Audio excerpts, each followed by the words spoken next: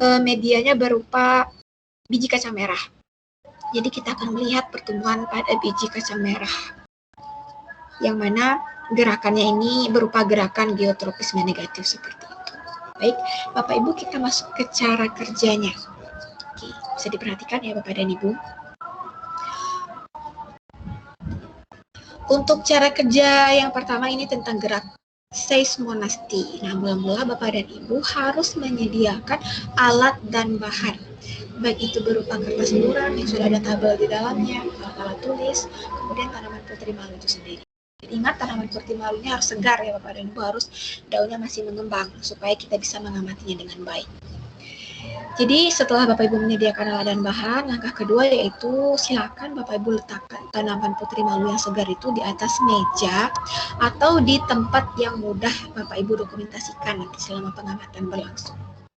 Kemudian setelah diletakkan pada tempat yang dipilih, silakan Bapak Ibu berikan beberapa sentuhan pada tanaman putri malu itu. Jadi mula-mula berikan sentuhan sedang ataupun sentuhan halus yang mana Bapak Ibu cukup menyentuh ujung daun putri malu itu saja dan lihat respon apa yang dia berikan. Apakah dia akan menutup daunnya secara keseluruhan atau dia menutup daunnya secara serentak atau tidak terjadi respon sama sekali seperti itu. Kemudian yang kedua, sentuh lagi tanaman putri malu itu dengan sentuhan yang cukup kasar. Bisa Bapak dan Ibu mencolet sebagian besar tanaman putri malu ini pada satu tangkai daun. Nah, lihat respon apa pula yang diberikan oleh tanaman putri malu itu. Kemudian terakhir, berikan sentuhan yang cukup kasar. Yang mana pada sentuhan ketiga ini Bapak Ibu mungkin bisa menggoyangkan satu pot tanaman putri malu itu dan lihat apa yang terjadi pada seluruh daun tanaman putri malu itu. Apakah dia langsung menutup atau tidak terjadi apa-apa sama sekali. Nah, setelah Bapak Ibu melakukan pengamatan ini, tuangkan hasil pengamatan Bapak Ibu dalam modul halaman 1.2. Jadi pada tabel yang kurang lebih bentuknya seperti ini ya Bapak Ibu yang ada di dalam modul. Jadi di sini ada 3 langkah-langkah pada satu pot itu. Yang pertama, ketika Bapak Ibu berikan sentuhan halus, apa yang terjadi pada tanaman itu? Reaksi apa yang dia berikan? Oh, ternyata dia bergerak secara perlahan. Nah, berikan keterangan seperti ini, bergerak secara perlahan. Kemudian ketika Bapak dan Ibu memberikan sentuhan yang cukup sedang, yang tidak terlalu keras maksudnya, pada tanaman putri malu itu, nah respon seperti apa yang dia berikan? Apakah dia masih bergerak secara perlahan atau bergerak cukup cepat atau tidak bergerak sama sekali? Kemudian terakhir, berikan sentuhan yang cukup kasar. Ini bisa Bapak dan Ibu menggoyangkan pot tanaman putri malu itu dan lihat apa yang terjadi pada daun putri malu itu. Apakah dia bergerak perlahan atau bergerak cukup cepat? Seperti itu Bapak dan Ibu. Mungkin untuk pengamatan yang ini apa ada yang ingin ditanyakan sebelum kita melakukan pengamatan? Silakan Bapak dan Ibu. Saya Bu. Ya Ibu silakan. Terima kasih Bu. Di sini saya ingin menanyakan. Nah, saya sudah beberapa hari menanam tanaman putri malu dan hasilnya tanaman itu layu. Oke.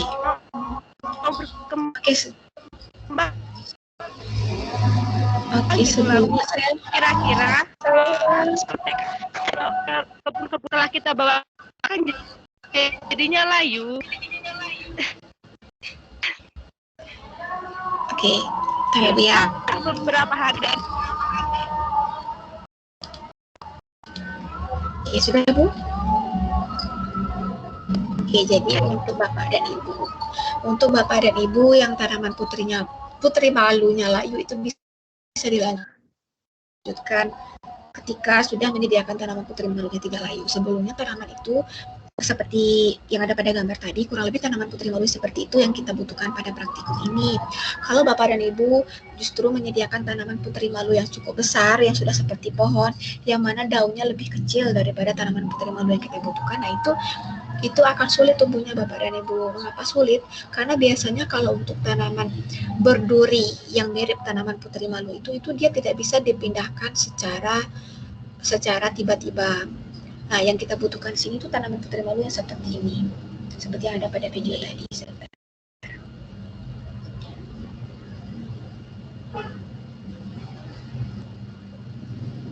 Nah, seperti ini tanaman putri malu yang kita butuhkan, Bapak dan Ibu. Jadi ukurannya cukup kecil dan daunnya cukup besar, bukan berupa pohon tanaman putri malu. Kalau yang ini insya Allah hidupnya cukup cepat. Kalau kita memindahkan dia langsung dengan tanah-tanahnya, jadi intinya akarnya tidak tercabut, tidak terluka akarnya. Jadi dia ketika kita pindahkan ke dalam pot, dia tidak masalah, tidak akan terjadi apa-apa seperti itu. Jadi intinya bagi Bapak dan Ibu yang tanaman putri malunya tidak tumbuh subur pada hari ini, boleh dilanjutkan pengamatannya nanti ketika tanamannya sudah ditemukan subur. Seperti itu Bapak dan Ibu, apa bisa dipahami? Bisa, Bu. Oke, boleh dilakukan pengamatannya. Boleh dilakukan pengamatannya Bapak Ibu 5 menit dari sekarang. Dengan mengaktifkan kameranya yang mengarah ke objek pengamatan. Silakan Bapak dan Ibu. Kalau langsung mengamati putri malunya yang ada di depan rumah, boleh nggak, Bu? Kalau yang untuk boleh, ini. Boleh, Bu. Boleh. Oke.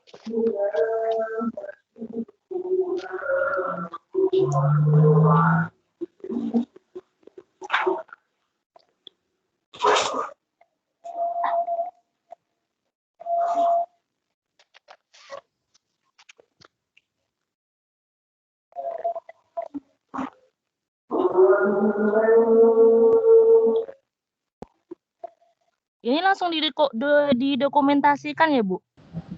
Iya, Ibu, langsung didokumentasikan. Semuanya langsung didokumentasikan sama pengamatannya.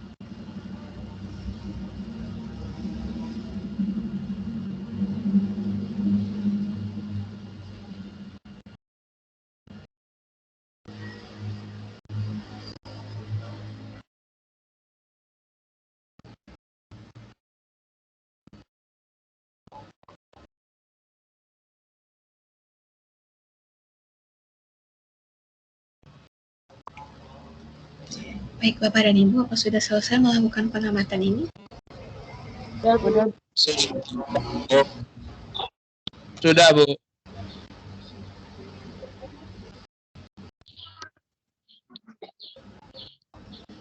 Sudah, Bu. Oke Pak. Bentar Pak, sabar Pak. Oke Bapak Ibu, kalau sudah kita lanjutkan ke pengamatan kedua, tadi gerak seismonasti, yang kedua gerak niktinasti. Yang mana untuk gerak niktinasti ini kita akan melihat pengaruh cahaya terhadap tanaman itu sendiri. Nah di sini seperti yang telah kita sampaikan kemarin, bahwasanya kita membutuhkan 2 buah pot ataupun 2 tanaman putri malu yang masih segar tentunya. Jadi mula-mula Bapak dan Ibu harus menyediakan tanaman putri malu ini, yang masing-masing potnya harus diberikan tanda ataupun label seperti yang ada pada gambar. Ini pot pertama berikan label A, pot kedua berikan label B seperti yang ada pada gambar ini. Kemudian setelah itu, barulah Bapak Ibu memberikan perlakuan yang berbeda. Perlakuannya itu yang pertama, untuk pot A, pot yang ini Bapak Ibu pot A, letakkan di tempat terbuka. Tempat terbukanya ini maksudnya tempat yang terkena cahaya seperti itu. Kemudian pot B, letakkan di dalam ruangan, kemudian ditutup dengan karton. Nah, cara menutupnya itu seperti ini. Jadi bagian hitam ini merupakan kartonnya. Jadi jangan sampai kartonnya ini menyentuh tanaman putri malu itu. Karena kalau disentuh oleh tanaman putri malu itu, kartonnya nanti tanaman putri malunya justru akan menutup secara langsung. Jadi intinya kartonnya harus lebih besar dan tidak boleh menyentuh tanaman putri malu di pot B itu. Nah, ingat yang pertama, pot A letakkan di luar ruangan ataupun di tempat yang terkena cahaya matahari secara langsung. Kalau di tempat Bapak Ibu sekarang sedang mendung, letakkan saja tanaman ini di tempat yang kira-kira banyak cahaya mataharinya di sana. Dan usahakan jangan sampai dia tersentuh oleh apapun. Jangan sampai tanaman putri malu ini disentuh oleh lingkungannya, baik disentuh oleh tangan manusia, disentuh oleh angin. Nah, jangan sampai dia disentuh oleh apapun sehingga daunnya menutup. Usahakan posisinya aman, yang penting dia terkena cahaya. Sementara pot B ini letakkan di dalam ruangan, di dalam rumah, kemudian tutup menggunakan karton. Setelah ditutup menggunakan karton pot B ini, kita akan menunggu sekitar 30 menit ke depan untuk mengamati apa yang terjadi pada kedua tanaman tersebut. Apakah tanaman itu masih terbuka daunnya, atau justru salah satunya malah tertutup. Seperti itu Bapak Ibu. Apa bisa dipahami untuk langkah-langkah kerjanya Bapak Ibu? Bisa, Bu. Kalau bisa dipahami, boleh dilakukan dari sekarang. Memberikan perlakuannya cukup 5 menit ya Bapak dan Ibu, tapi hasilnya nanti terakhir kita lihat. Terakhir baru dibuka penutup pot B. Tunggu 30 menit ke depan. Sekarang lakukan dulu pemberian perlakuan pada kedua pot tersebut. Jangan lupa kameranya diaktifkan Bapak dan Ibu dan didokumentasikan.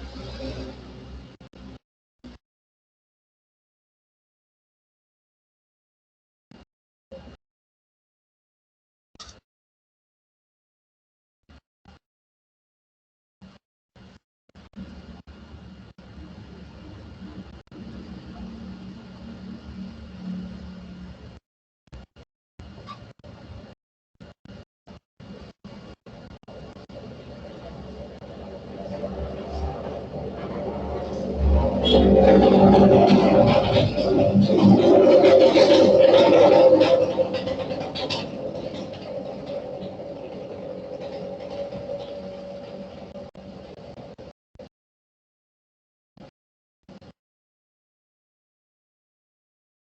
Ibu, kameranya diarahkan ke objek pengamatan ya, supaya saya bisa mengamati pengamatan yang Bapak Ibu lakukan.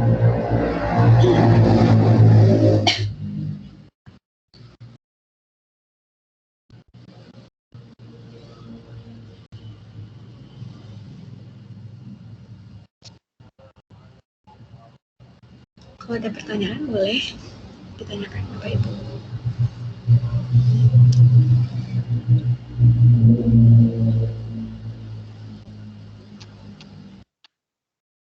Ibu, Ya Ibu. katanya hujan, jadi nggak bisa kembang dia nih. Oh. Bagi Bapak dan Ibu yang mengalami kendala pada tanaman putri malunya mungkin layu, Bu, bisa dilanjutkan nanti ya Bapak Ibu. Setelah tuap, kita tunggu dulu tanamannya mekar kembali. Mendung, Bu. Ya, tunggu tanamannya mekar. Kapan tanamannya mekar baru Bapak Ibu melakukan pengamatannya. Boleh dilanjutkan besok.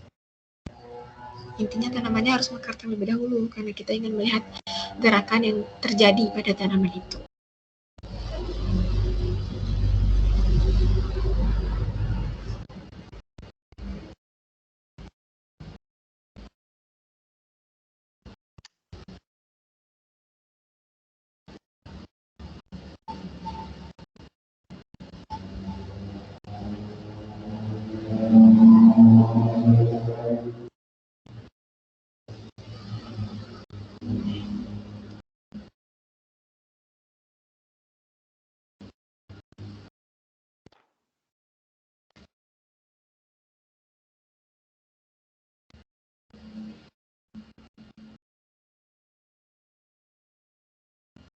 Apa Bapak Ibu sudah memberikan perlakuan pada tanaman itu? Bagi yang tanaman putri malunya subur. Belum, Bu, karena putri malunya sedang kuncup. Oke. Berarti bagi Bapak dan Ibu yang putri malunya belum mekar, itu tunggu tanaman putri malunya mekar dulu ya Bapak dan Ibu. Jadi Baik, Bu. nanti kalau tanaman putri malunya mekar pagi besok juga tidak masalah, dikarenakan sekarang keadaan daerah kita juga sedang mendung. Jadi itu juga mempengaruhi tanaman putri malu tidak akan mekar. Jadi intinya tanaman putri malu ini akan melakukan gerakan niktinasti ataupun gerakan menutup daunnya jikalau dia tidak mendapatkan cahaya yang maksimal. Contohnya sekarang ini, ketika cahaya di daerah kita sedang mendung, maka tanaman putri malu itu tentu akan menutup. Dia tidak akan mekar. Tanaman putri malu itu akan mekar jikalau suasananya sudah cukup panas, tidak terlalu panas ya, tapi cukup panas dan mendapatkan intensitas cahaya yang cukup. Nah, maka dia akan mekar. Jadi, bagi Bapak dan Ibu yang tanaman putri malunya sedang bermasalah saat ini, boleh dilanjutkan nanti atau besok ketika tanaman putri malunya sudah mekar. Baik, Bapak Ibu, karena kita mengingat waktu, kita akan lanjut ke pengamatan berikutnya. Ini masih tentang gerak.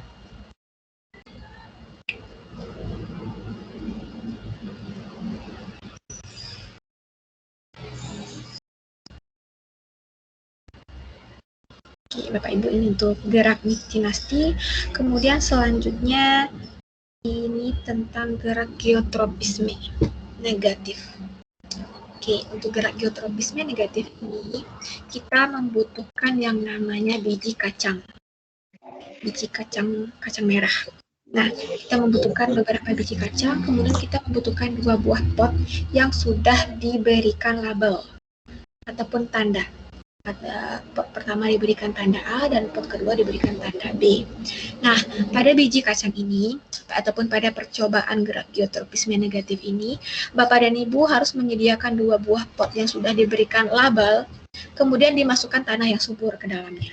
Setelah itu, masing-masing pot A dan pot B ini Bapak Ibu masukkan sekitar 3 atau 5 butir, 5 biji kacang tersebut. dimasukkan ke dalam tanahnya, kemudian diberikan beberapa tetes air supaya biji kacangnya itu menyatu dengan tanah yang ada di dalam pot tersebut. Setelah itu Bapak Ibu, setelah dimasukkan biji kacang itu ke dalam tanah di dalam pot itu, Bapak dan Ibu harus memposisikan kedua pot itu, pot A dan pot B, dengan cara berdiri tegak seperti ini atau vertikal, seperti yang ada pada gambar di slide ini, bisa dilihat ya Bapak dan Ibu. Nah, mula-mula potnya harus berdiri tegak seperti ini. Nah, pada hari ini kan tanamannya belum tumbuh, jadi kita akan mengamati beberapa hari ke depan. Nah, untuk pengamatan ini, gerak geotropisme negatif, kita membutuhkan waktu sekitar 7 hari kurang lebih. Kita akan mengamati tanaman ini. Nah, pada hari ini tanamannya belum tumbuh, tapi keadaan potnya harus berdiri tegak seperti ini. Nah, ketika Bapak Ibu sudah menemukan tanaman ini kira-kira 2 hari ke depan, kemudian biji kacangnya sudah tumbuh sekitar 5 cm, barulah kita memberikan perlakuan yang berbeda. Apa perlakuannya? Perlakuannya yaitu untuk pot A, dibiarkan tetap berdiri tegak seperti ini setelah tanamannya mencapai 5 cm. Sementara pot B, kita berikan perlakuan yang berbeda. Perlakuannya itu, kita memerengkan posisi pot B ini dari vertikal ke horizontal, atau dimerengkan, ditidurkan seperti ini, dengan memberikan alas di bawahnya supaya tanaman ini tidak menyentuh tanah secara langsung. Jadi setelah tingginya mencapai 5 cm, pot B ini dimerengkan seperti ini Bapak Ibu. Kemudian kita amati lagi beberapa hari ke depan, apa yang terjadi pada pertumbuhan kacang itu. Nah, kita mengamatinya bisa seperti ada dalam tabel ini. Ini pot A. Oh, ternyata pada pot A pertumbuhannya selalu lurus sampai hari ke-7. Sementara pot B, umpamanya pada hari ke-4, tanaman itu batangnya membelok. Nah, Bapak Ibu buat keterangannya batangnya membelok seperti itu. Jadi intinya akan ada perbedaan di sini ketika Bapak Ibu memberikan perlakuan yang berbeda pada kedua pot ini. Oke, sampai di sini apa bisa dipahami Bapak Ibu untuk langkah kerja gerak geotropisme negatif? Pertanyaan, Bu. Ya, silakan Pak. Untuk tabel yang tadi, Bu. Oh ya. Itu kan dalam pengamatan dalam 7 hari. Jadi kita mulainya kapan, Bu? Mulainya hari ini, Pak. Mulai hari ini pengamatannya. Berarti tanam hari ini langsung pengamatan, Bu? Iya, langsung pengamatan. Kalau misalkan hari ini kan belum tumbuh itu akar dan batangnya. Nah, biarkan saja itu keterangannya masih berupa biji, belum tumbuh. Bapak Ibu buat keterangannya di sana. Oke, apa bisa dipahami Bapak Ibu?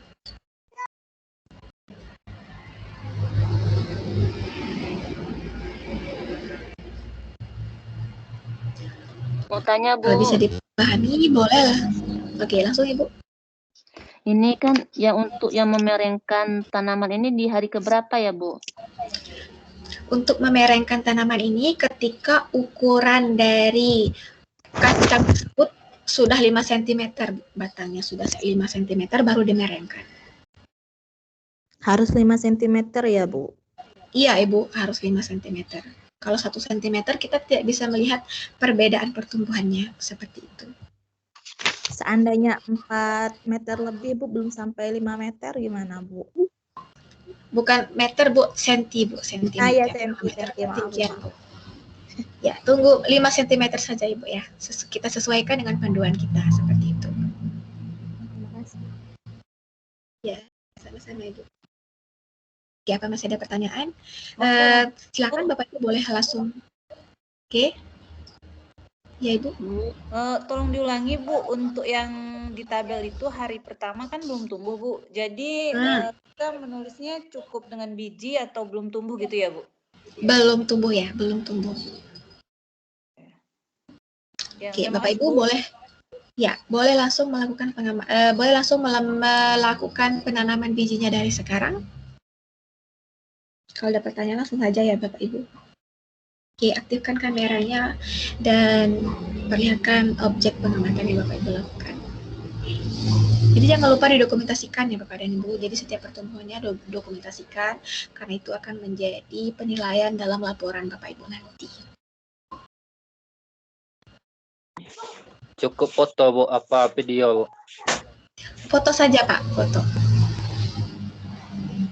Baik Bu.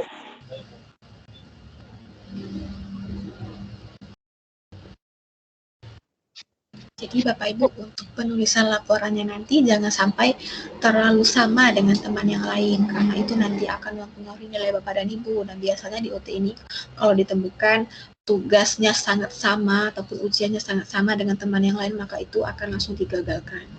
Jadi mohon untuk berhati-hati Bapak dan Ibu melakukan praktikumnya. Kalau memang isinya sama tidak masalah, yang penting kan tulisannya berbeda dan kemudian dokumentasinya berbeda seperti itu.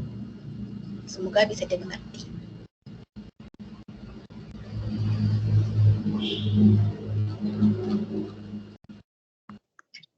Bu, mau nanya Bu, Ya Ibu silakan.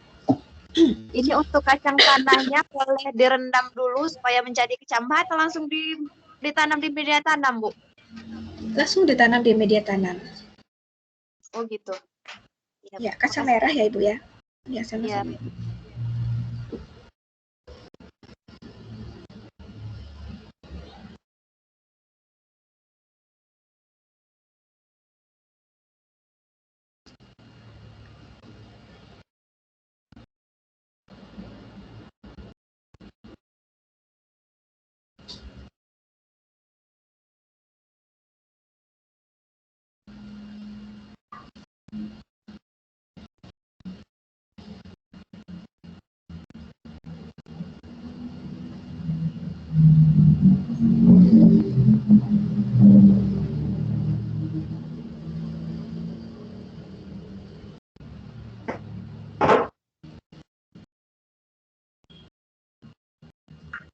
Bu, mohon maaf Bu. Ya, silakan Ibu. Ini HP-nya lagi mau ini kan Bu, di videoin. Jadi harus dicas sambil ini Bu dari dalam rumah sedangkan alat prakteknya di dalam ini Bu. Ya, dicas saja terlebih dahulu ya Ibu ya. Nanti kan juga ada dokumentasinya. Untuk Bapak Ibu yang lain tetap melakukan praktikumnya. Ini kita sampai pukul 15.55 kita lanjutkan dengan pengamatan yang lain. Hari ini kita cukup banyak pengamatannya Bapak dan Ibu, jadi saya harap Bapak dan Ibu semua tetap semangat walaupun kita sudah sore-sore di jam-jam terakhir seperti ini. Kalau ada kendala silakan silakan dikemukakan.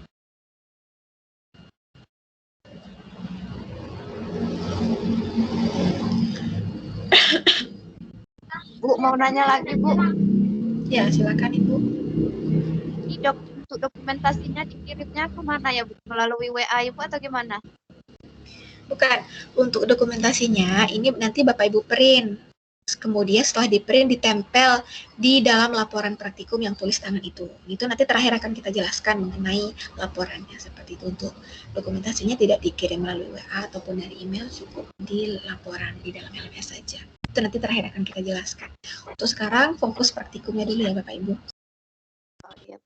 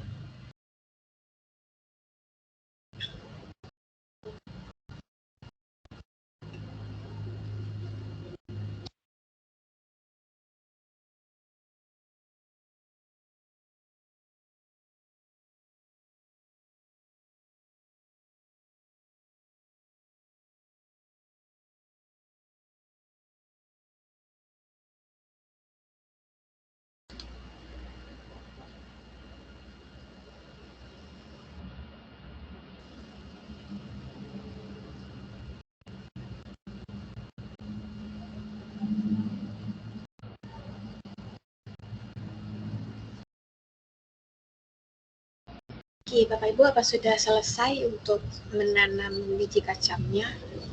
Udah, Bu. Pada Belum, boleh tetap dilanjutkan ya. Jadi karena mengingat waktu, kita pada pertemuan pertama ini pengamatannya cukup banyak. Kita lanjut ke pengamatan ketiga, Bapak dan Ibu, ini mengenai respirasi. Nah, untuk respirasi ini alat dan bahannya juga cukup banyak. Ini alat dan bahannya yang sering menjadi perbincangan Bapak Ibu mahasiswa untuk menyediakan. Pengamatan ketiga ini kita tentang respirasi. Respirasi ini ada dua. Yang pertama kita akan melakukan pengamatan mengenai respirasi yang membutuhkan oksigen. Kemudian yang kedua nanti kita akan melakukan pengamatan mengenai respirasi yang menghasilkan karbon dioksida.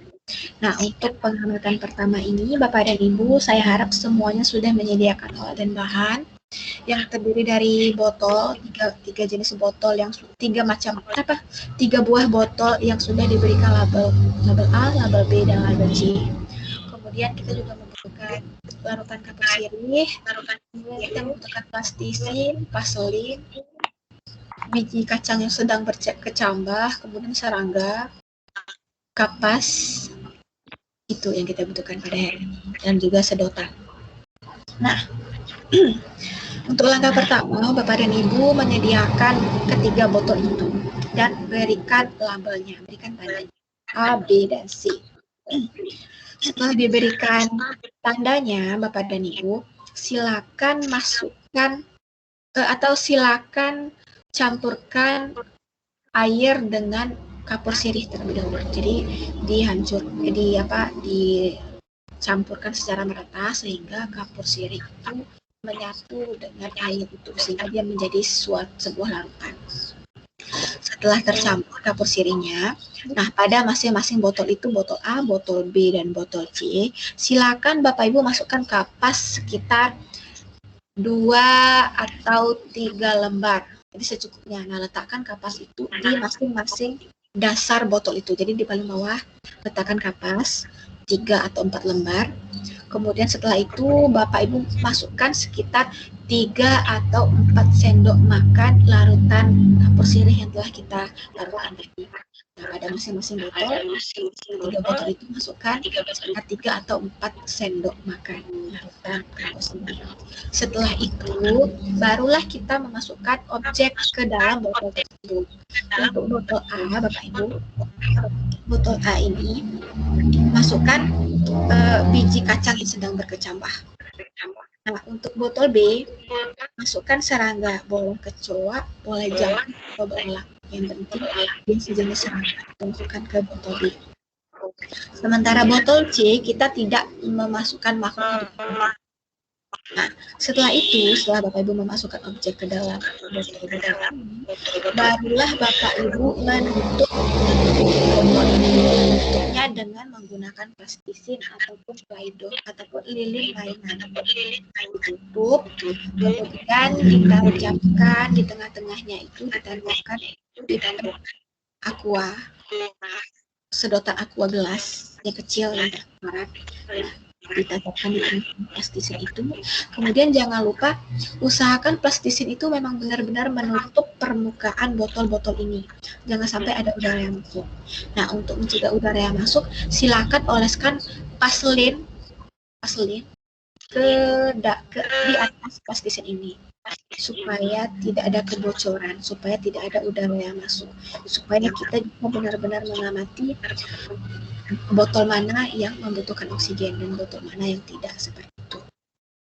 Oke. Setelah itu barulah Bapak Ibu mengamati setiap 5 menit ke depan.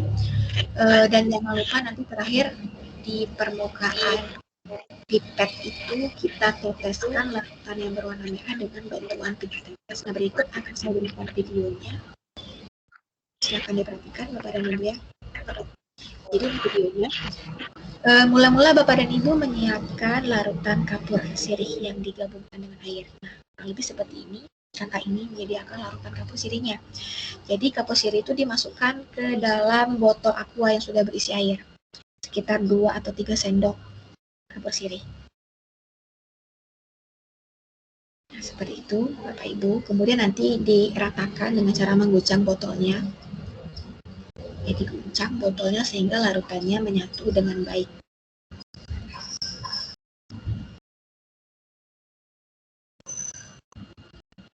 Nah, setelah larutannya sudah dibuat, barulah Bapak Ibu memasukkan kapas, beberapa lembar kapas ke masing-masing botol itu, botol A, botol B, dan botol C. Jadi kapasnya harus diletakkan paling dasar di dalam botol itu seperti yang ada pada video ini.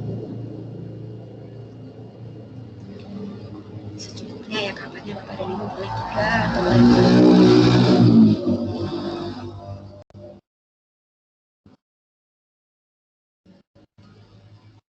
Nah, setelah dimasukkan kapasnya, barulah Bapak dan Ibu memasukkan larutan kapur sirih itu. Memasukkan larutan kapur sirih itu cukup 3 sampai 4 sendok. Jangan sampai terlalu basah kapasnya. Cukup 3 sampai 4 sendok makan larutan kapur itu dimasukkan ke masing-masing botol tersebut.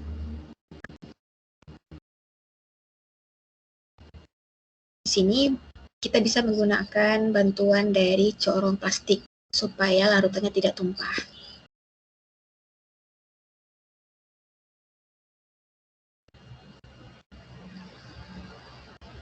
Nah, setelah dimasukkan larutan kapur sirih ke dalam botol itu, barulah kita memasukkan makhluk hidup ke dalamnya Bapak dan Ibu.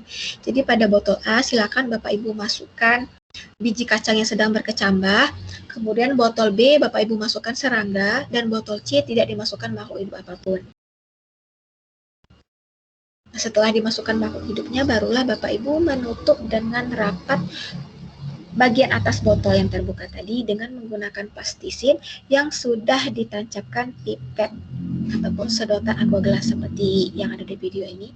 Jadi Bapak Ibu harus menutupnya dengan sangat rapat ya Bapak dan Ibu.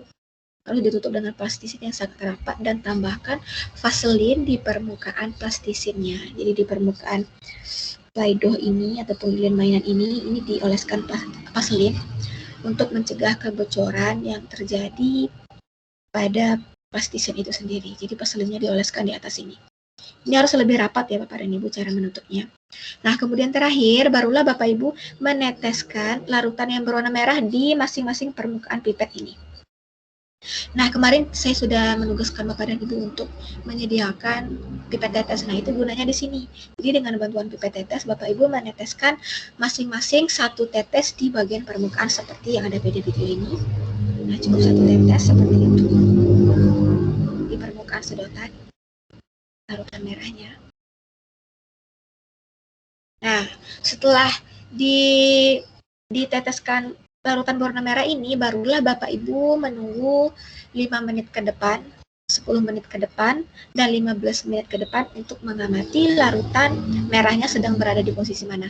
Nah, pada video ini setelah 25 menit ya, ini setelah 25 menit, pada botol A yang isinya serangga, larutan merahnya itu sudah turun dari dalam pipet itu, turun sebanyak 2 cm. Kemudian yang kedua, pada botol B yang isinya adalah tumbuhan, kalau Bapak Ibu kan isinya adalah kacang yang sudah berkecambah. Nah, itu biasanya larutan merahnya dalam 25 menit akan turun sebanyak 1 cm. Nah, sementara pada botol C, karena tidak ada makhluk hidup di dalamnya, maka larutan merahnya tidak akan turun. Seperti itu. Nah, dari pengamatan ini Bapak Ibu, kita bisa melihat buktinya bahwasanya makhluk hidup itu membutuhkan oksigen. Di sini, mengapa larutan merahnya turun? Karena ada proses penghisapan oksigen oleh makhluk hidup itu sendiri. Sementara pada botol C, larutannya tidak menurun karena tidak ada makhluk hidup di dalamnya. Dan pada botol A dan botol B, ini juga bisa dilihat perbedaan bagaimana hewan membutuhkan oksigen dan bagaimana tumbuhan membutuhkan oksigen. Jadi banyak atau sedikitnya oksigen yang dibutuhkan oleh hewan dan tumbuhan itu berbeda kalau kita lihat dari percobaan respirasi membutuhkan oksigen. Baik, Bapak Ibu, sebelum kita melakukan pengamatan, sampai di sini apa ada pertanyaan terkait dengan percobaan respirasi memerlukan oksigen? Silakan Bapak dan Ibu. Ya Bu, tanya Bu. Iya, silakan Ibu. Kalau dikatakan bahwa sirih yang kita masukkan tanpa ada air, lalu Ibu bilang tadi dengan larutan kapur sirih. Jadi yang benarnya apa kapur sirih kita larutkan terlebih dahulu atau kapur sirih yang secara utuh saja yang kita tuangkan ke dalam botol gitu? Ya, kapur sirihnya itu harus dilarutkan dengan air seperti yang ada pada video tadi ya Bu ya. Harus dilarutkan dulu dengan air. Jadi cairan yang dimasukkan di sini itu sudah merupakan cairan yang berupa larutan kapur sirih. Oke, bisa Izin dipahami? bertanya, Bu. Mau, Bu. Silakan, Bapak. Untuk larutan air yang berwarna merah, itu kapan saja dimasukkan, Bu? Di sini kan ada pertama, kedua, ketiga, dan keempat, dan kelima, Bu. Ya, kalau untuk larutan merah tadi, itu kan terakhir. Terakhir itu maksudnya setelah Bapak Ibu menyiapkan alat dan bahannya, mula-mula kan botolnya kosong tuh. Setelah itu Bapak Ibu masukkan kapas. Setelah dimasukkan kapas, baru dimasukkan sekitar 3 sendok larutan kapur sirih. Setelah dimasukkan larutan itu, barulah kita masukkan makhluk hidup ke dalamnya. Pada botol A masukkan biji kacang merah, biji kacang. Pada botol B masukkan serangga. Pada botol C tidak dimasukkan makhluk hidup apapun. Setelah itu ditutup botolnya dengan menggunakan plastisin dan dibantu dengan vaselin. Kemudian baru kita tancapkan pipet aqua gelas. Nah, setelah semua botol ditancapkan pipet aqua gelas, Bapak Ibu, baru kita teteskan larutan berwarna merah. 1 tetes saja di permukaan pipet itu. Nah, di sini yang dimaksud dengan pertama, kedua, ketiga, keempat ini maksudnya menit-menitnya. Nah, pada tabel ini untuk pengamatan nanti Bapak Ibu, ini kan ada ini botol A, ini botol B, dan ini botol C. Pada 5 menit pertama, Bapak Ibu akan mengamati cairan berwarna merah itu di mana posisinya. Oh, ternyata pada botol A cairan merah itu turun 1 cm pada 5 menit pertama, seperti itu. Nah, nanti di menit ke-10 ataupun di 5 menit kedua, Bapak Ibu amati lagi di mana posisi larutan merah itu. Apakah dia sudah turun lagi 1 cm atau tetap di posisi pertama. Nah, pada 5 menit ketiga atau menit ke-15, Bapak Ibu amati lagi larutan merah itu apakah dia semakin turun atau tidak bergerak sama sekali atau justru larutannya keluar, seperti itu. Begitu juga dengan 5 menit keempat atau menit ke-20 dan terakhir 5 menit ke-5 atau menit ke-25 ke depan ini. Oke, sampai di sini apa bisa dipahami Bapak dan Ibu? Berarti dokumentasinya setiap 5 menit sekali, Bu. Iya, dokumentasinya setiap 5 menit sekali dan dari awal mula Bapak Ibu menyediakan ini. Dari mulai melarutkan kapur sirihnya, kemudian Bapak Ibu menyusun alat-alat dan bahan ke dalam botol itu semuanya didokumentasikan. Seperti itu Bapak, apa bisa dipahami? Bisa, Bu. Apa masih ada pertanyaan Bapak dan Ibu? Ada, Bu. Oh, silakan Ibu. Ya, di sini kan untuk larutan yang berwarna merah itu kan sudah berbentuk cairan. Jadi yang kita punya di sini itu untuk larutan warna merah itu kita dalam bentuk bubuk, tapi kita larutkan dalam air. Apakah itu bisa, Bu? Bisa, Bu, bisa. Ya, bisa ya, Bu ya. Bu, Iya, Ibu, silakan. perbandingan air kapur sirihnya dengan air berapa, Bu? Itu kalau airnya sekitar setengah botol, kapur sirihnya cukup 2-3 sendok makan. Oke, apa bisa dipahami Ibu? 2-3 sendok ya, Bu ya? Iya. Sebentar.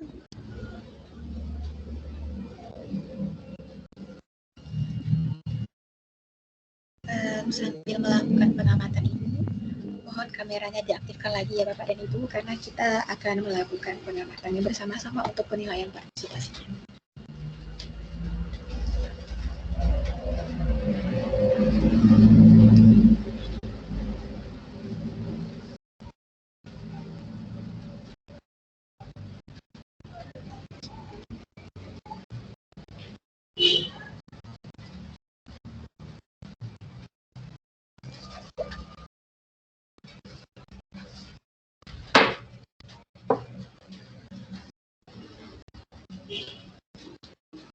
sambil melakukan pengamatan. Kalau Bapak dan Ibu ada yang perlu ditanyakan lagi ataupun belum dipahami, boleh ditanyakan. Bu, Ya, Ibu, silakan. untuk ini yang pertama masukkan air kapur sirih ya, Bu? Ya, masukkan kapur sirih. Setelah itu kapas. Ya, kapas. Boleh kapas dulu atau kapur sirih dulu, boleh. Yang penting intinya nanti kapasnya sudah berbaur dengan kapur sirih. Oh, ya, Bu.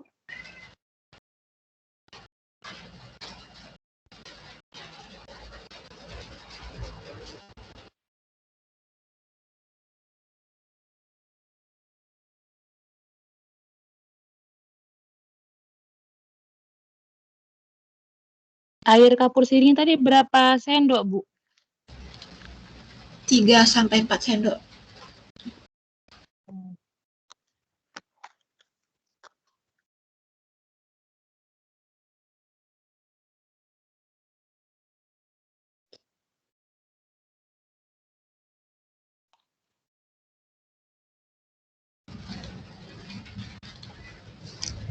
Bagi Bapak dan Ibu yang tidak memiliki Vaseline, itu bisa diganti dengan lip balm ya Bapak Ibu. Lip balm. Atau bagi Bapak-Bapak, mungkin istrinya punya lip balm, boleh dipakai itu. Itu teksturnya sama. Yang penting jangan pakai balsam. Walaupun teksturnya sama, kita tidak boleh pakai balsam. Kita cukup pakai jenis salep atau jenis Vaseline dan lip balm sama.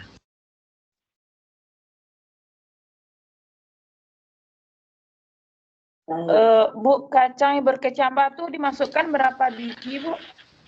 Oh ya, untuk kacangnya dimasukkan minimal 5 biji ya Bapak Ibu. Kalau mau memasukkan 10 biji itu juga lebih baik.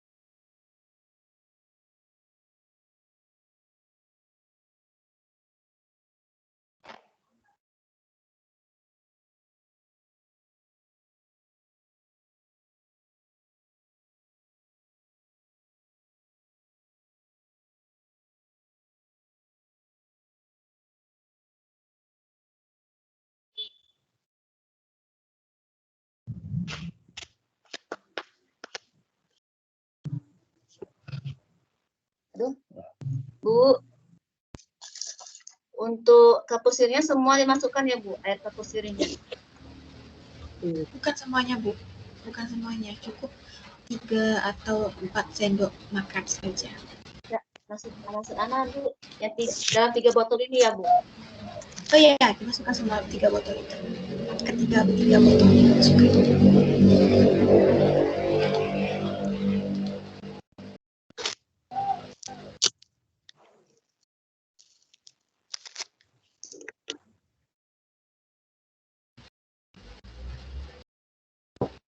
Bu, Ya Ibu. ini Bu, misalnya saya nanti prakteknya di rumah boleh ya Bu? Soalnya saya cari sinyalnya di rumah kawan Bu, jadi bahan-bahannya di rumah semua Bu. Oke, boleh Ibu, tapi jangan lupa didokumentasikan ya.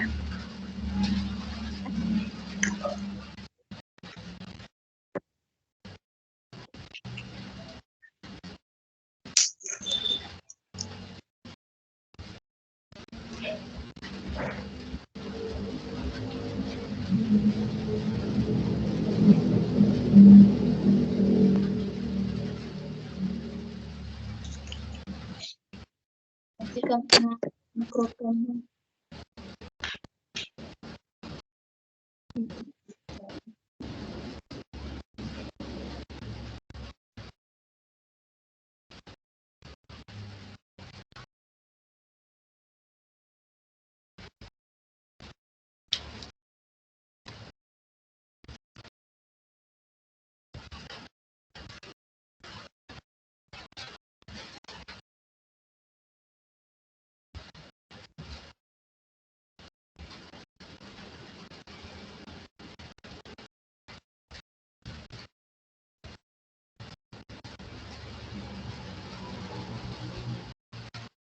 Bu, Ya, Bapak, silakan Ibu. kapasitinya berapa sendok tadi, Bu? 3 sampai 4 sendok, Pak. Oke, Bu.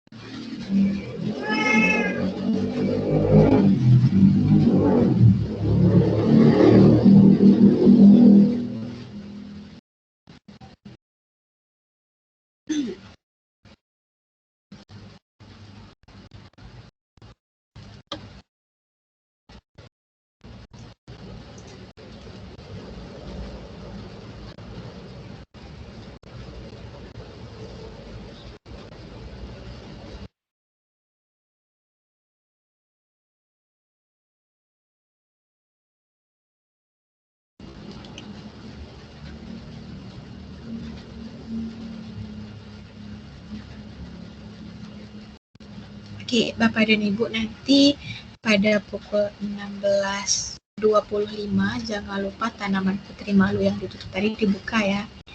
Bagi Bapak dan Ibu yang melakukan pengamatan tadi, lihat apa yang terjadi pada tanaman putri malu yang ada di pot A dan tanaman putri malu yang ada di pot B.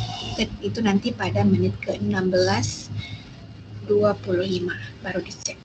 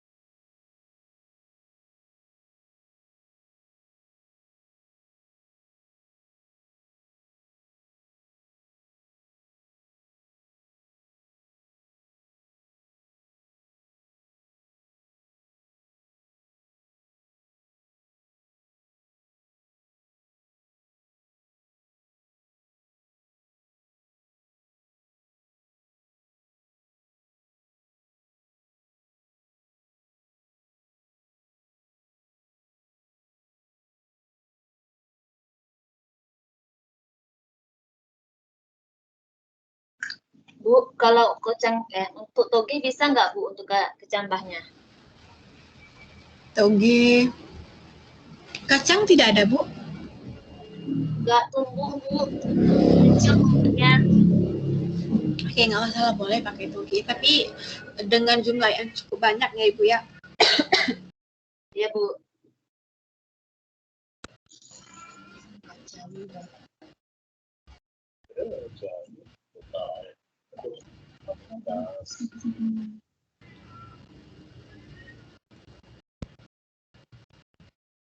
Yang bagian A kecambah ya Bu ya? Iya, bagian A tanaman, sambah, bagian B serangga, bagian C tidak ada makhluk hidup di dalamnya.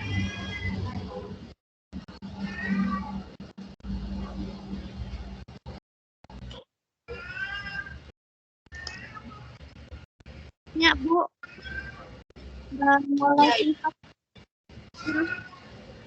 Mulai singkat di Apa, Bu? Suaranya terputus. ngolesin vaselinnya di luar, Bu. Iya, di luar. Ngolesin vaselinnya di permukaan plastisin itu, Ibu. Oh, Jadi iya. seperti ini. Di sini di bagian permukaannya. Iya.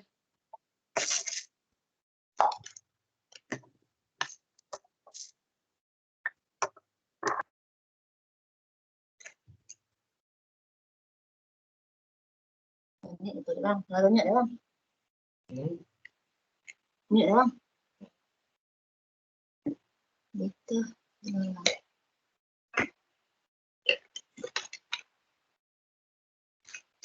Oh, dua gendong.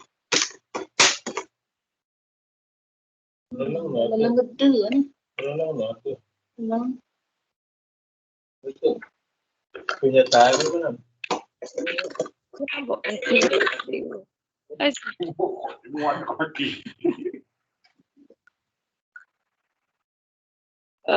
Bu, kalau sudah dimasukkan semuanya kayak biji kacang, ada tadi kecoa, lalu langsung diteteskan cairan yang merah tadi lagi ya Bu? Ya, ditutup dulu botolnya, Bu. Ditutup Sudah dulu ditutup. botolnya. Nah, Sudah. baru diteteskan cairan merah di ujung botol. Di ujung apa namanya? Pipetnya.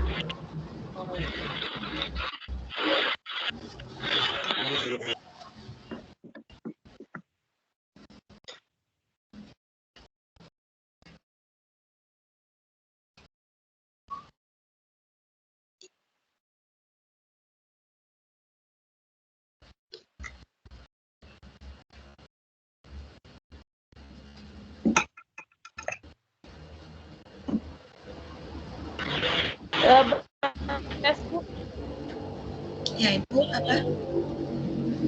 tetes yang diteteskan ke dalam botol. Apa Bu, suaranya terputus-putus? Berapa tetes yang kita pakai cairan merahnya? 1 tetes saja, Bu. Oh, iya.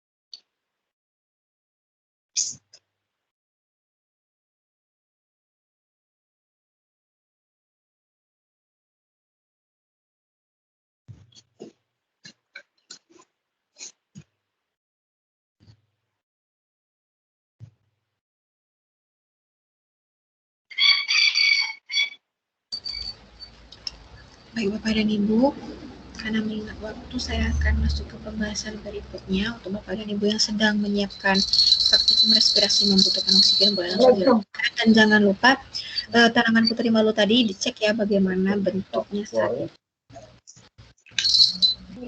Itu lempu ya. Cukup.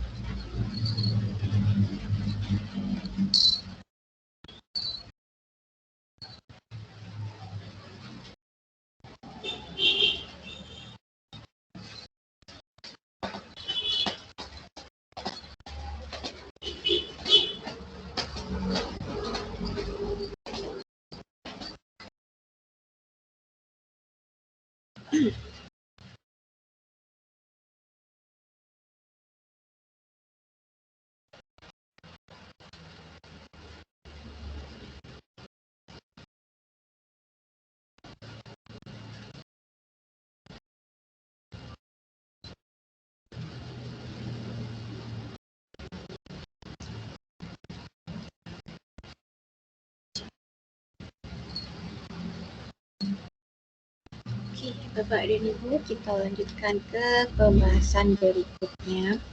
Kalau yang tadi kita membahas mengenai respirasi memerlukan oksigen, sekarang kita akan melakukan pengamatan mengenai respirasi menghasilkan karbon dioksida.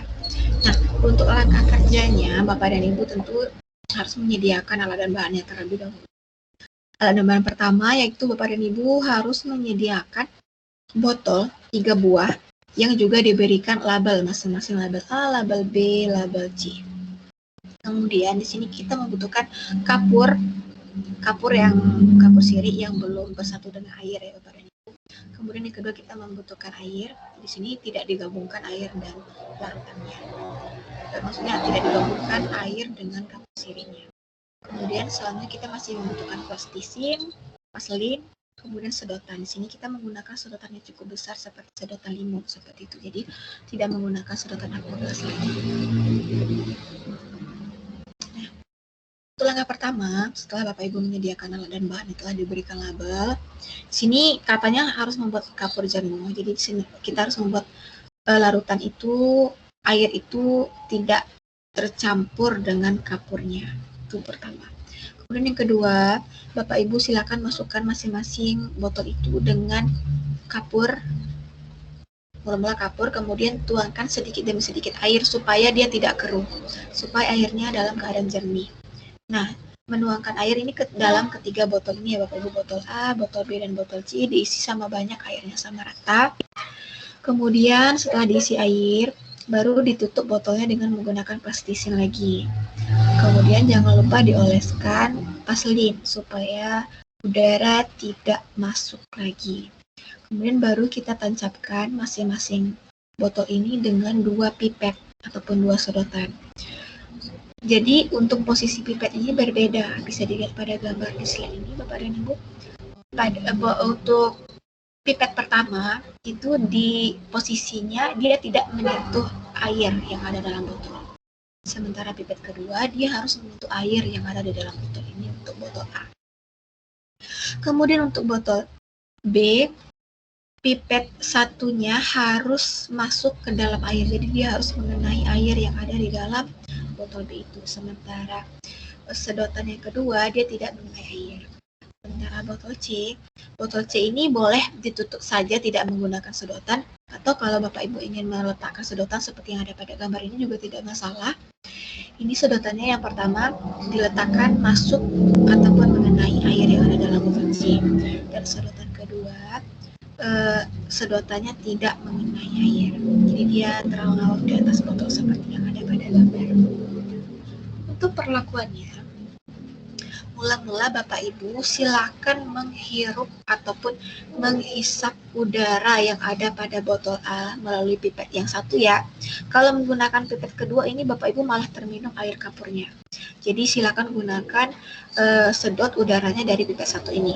Jadi cukup udaranya saja yang disedot, yang dihirup, kemudian menggunakan mulut, kemudian buang udara itu ke dalam botol B melalui pipet satu ini, yaitu pipet yang mengenai air di botol B, sehingga nanti ketika Bapak Ibu menghisap udara dari botol A kemudian dibuang ke botol B, ketika dibuang airnya bergelembung yang gelembung itu berasal dari napas Bapak dan Ibu.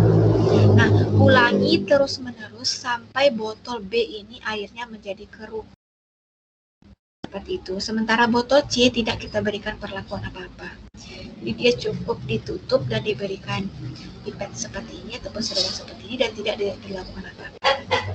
Seperti itu Bapak dan Ibu naratif. Akhirnya setelah Bapak dan Ibu mendapati pada botol B ini airnya sudah keruh, sementara botol A tidak keruh, nah itu sudah bisa kita simpulkan bahwasanya pada praktikum respirasi yang menghasilkan karbon dioksida ini, pada botol A airnya tetap jernih. Walaupun ada kapur di dalamnya, tapi air tetap jernih. Mengapa airnya tetap jernih? Karena kita hanya menghirup udaranya saja, tapi kita tidak membuang napas di sana. Sementara pada botol B, kita membuang napas. di dalam larutan tersebut sehingga menyebabkan airnya keruh. Nah, yang perlu kita ingat di sini, keruhnya air larutan kapur sirih itu disebabkan karena adanya pertemuan antara larutan kapur sirih dengan karbon dioksida yang berasal dari napas kita. Seperti itu Bapak Ibu. Jadi intinya, ketika karbon dioksida bertemu dengan larutan kapur sirih, maka air itu akan keruh beberapa saat.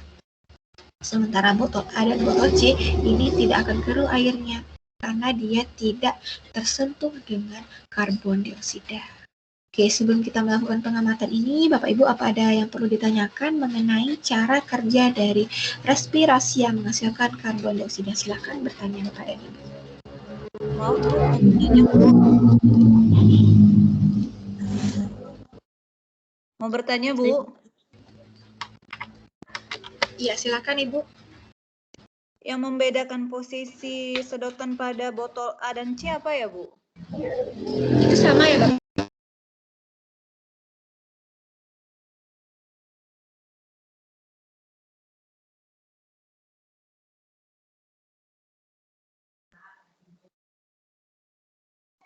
Oke, Bapak Ibu, mohon maaf.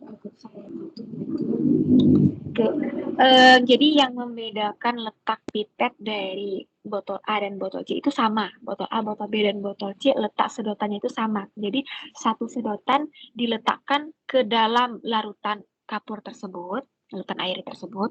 Sementara pipet kedua itu tidak mengenai air. Jadi dia cukup terawang-awang di atas botol itu saja. Seperti itu, Ibu. Apa bisa dipahami?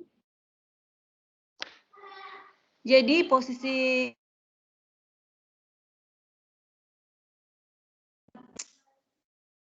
Ya, apa bisa dipahami, Ibu? Silakan. Sepertinya jadi posisi ketiga sedotan di botol itu sama ya Bu? Sama. Yang membedakannya hanya sedotan 1 dan sedotan 2-nya. Ya baik Ibu, terima kasih. Sama-sama. Untuk lebih jelasnya bisa dilihat di dalam slide yang ada Ibu. Slide yang ini. Nah, kurang lebih seperti itu gambaran dari bentuk botol sedotannya. Maaf Bu, Ya, Ibu. yang B sama C sama, terus yang A-nya beda. Sama, Bu. Itu sama. Posisi ininya, sedotannya Bu. Ya.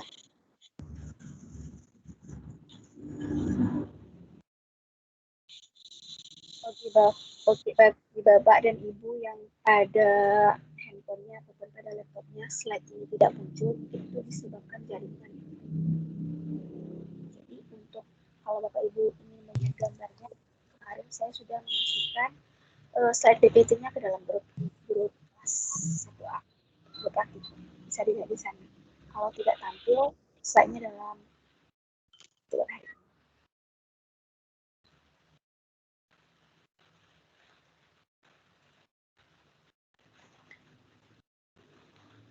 Oke, ini juga ada sedikit video mengenai cara. Mau bertanya, Bu? Ya, silakan, Ibu.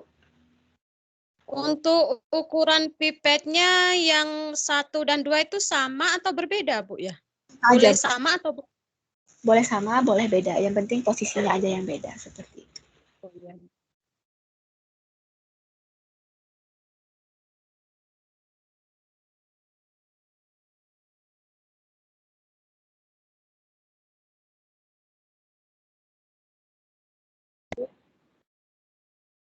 Jadi untuk menghembus udara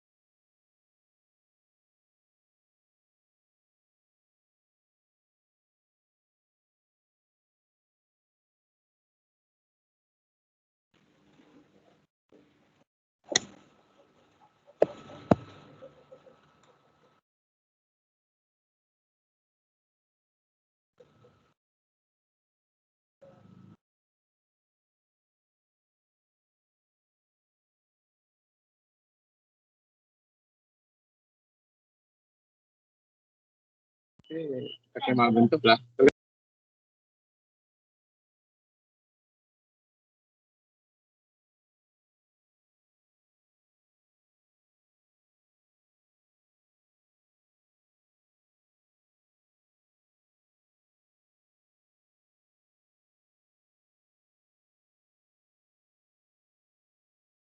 Baik Bapak dan Ibu, apa ada pertanyaan? Ini untuk tabelnya ya Bapak Ibu. Jadi untuk tabelnya ini bisa Bapak Ibu isikan nanti berdasarkan hasil pengamatan dari keadaan mula-mula di ketiga botol itu, botol A, botol B, dan botol C. Umpamanya kondisi mula-mula airnya jernih. Kemudian setelah kita berikan perlakuan, apakah airnya tetap jernih atau justru keruh seperti itu. Nah itu hasil pengamatan yang akan Bapak Ibu tuangkan pada tabel 1.6 ini tentang respirasi yang menghasilkan karbon dioksida.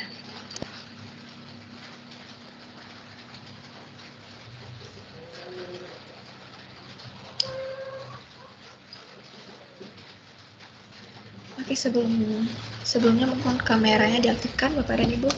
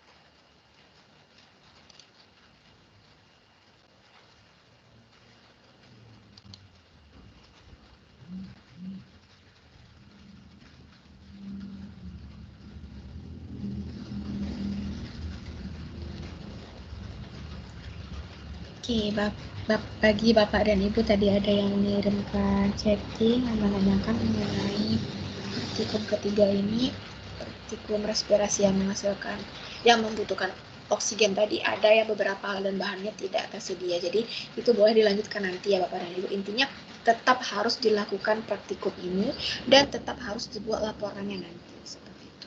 Bagi yang terdapat kendala selama melakukan pengamatan ini boleh menyusul nanti. Intinya Bapak dan Ibu paham bagaimana langkah kerjanya seperti itu.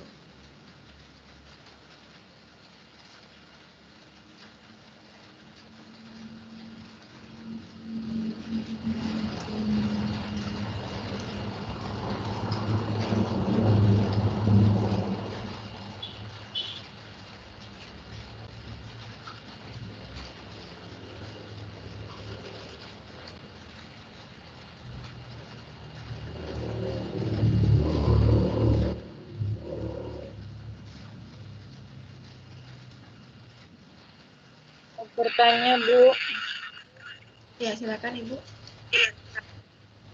Untuk hasil pengamatan yang respirasi memerlukan udara, itu tadi kan ada 5 menit pertama, kedua, ketiga, 4, dan 5.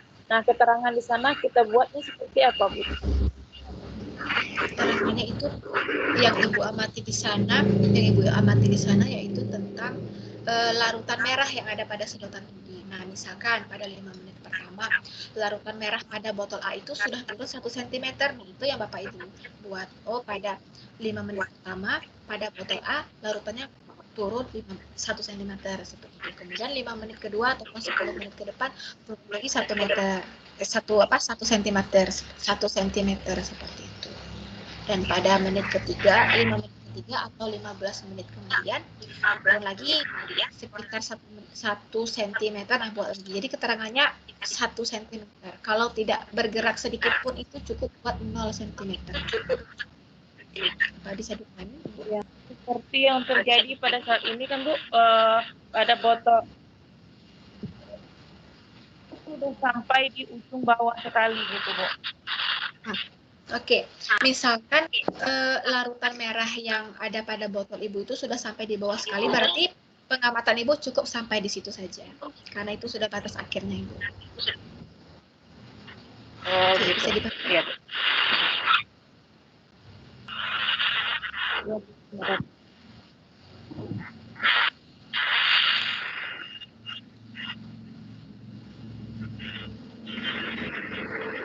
Oke Ibu, untuk pengamatan ini kita ada sekitar 3 menit lagi ya. Mohon maaf kita terburu-buru karena memang waktu banyak. Kita 3 menit lagi untuk pengamatan. Jadi kita akan lanjut pengamatan terakhir untuk hari ini tentang hubungan perkebunan.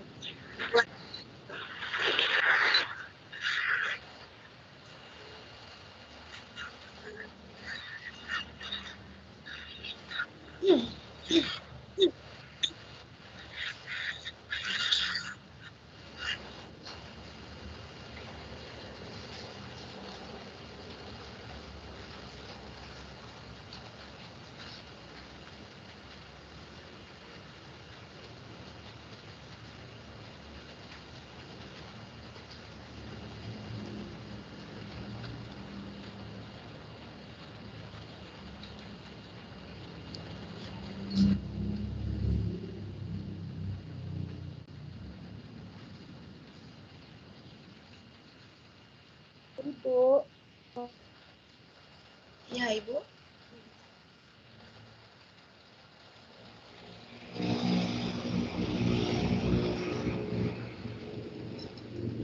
Ya, apa ada pertanyaan Bapak Ibu silakan.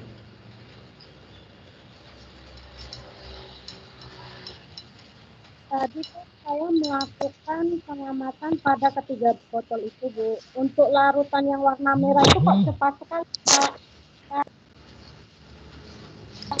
Kali ya, Bu. Kurang. Kalau larutan merah yang Bapak Ibu teteskan terlalu cepat turun, itu berarti botolnya mengalami kebocoran. Atau bisa jadi pipet yang Bapak Ibu gunakan itu ukurannya terlalu besar. Atau bisa jadi larutan merah yang Bapak Ibu teteskan terlalu banyak. Seperti itu, Ibu. Harusnya cukup 1 tetes saja ya. Kalau diulang kembali boleh, Bu ya? Boleh diulang kembali. Yang penting Ibu sudah tahu langkah-langkahnya seperti apa. Laporannya juga akan kita kumpul pada awal minggu ketiga.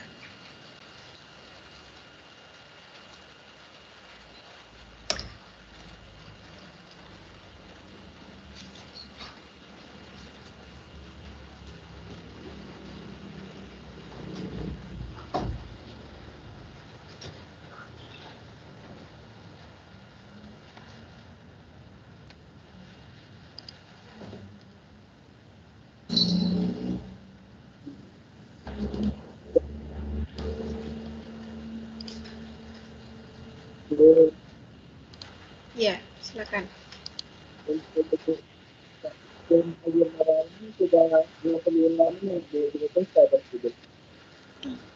Gimana Pak, suaranya terputus-putus? Untuk pengamatan air yang merah ini, botol yang kecil ini sudah 25 menit, Bu. Apa udah selesai? Sudah Pak, sudah. Kalau sudah 25 menit sudah selesai. Atau kalau larutan merahnya sudah sampai di ujung paling bawah sedotan itu juga sudah selesai pengamatannya.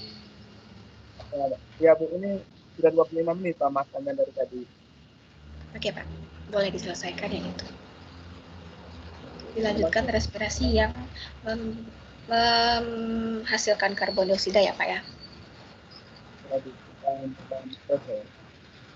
Ya. Bu. Iya Ibu. Air kapur yang disaring tadi Bu, berapa banyak dimasukin ke ininya, ke botol ininya? Apa Bu? Air kapur yang sudah disaring, berapa banyak masukin ke sini Bu? Sekitar 1 cm di gelas ya Bu ya, 1 cm ukurannya, kurang lebih 6 sendok, tergantung ukuran botolnya seperti apa. Intinya jangan terlalu banyak, cukup 1/4 botol itu.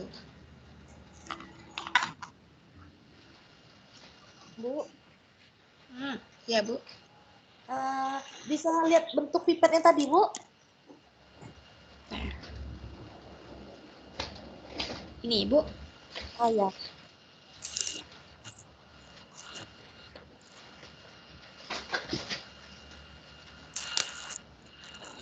Bu, untuk air B dan C ini sama banyak ya, Bu? Sama, Bu. Terus yang A-nya sedikit daripada B dan C? Boleh sama banyak, boleh juga kalau ingin lebih sedikit. Ini tujuannya kita supaya lebih mudah menghirup udaranya saja. Oke, Bu.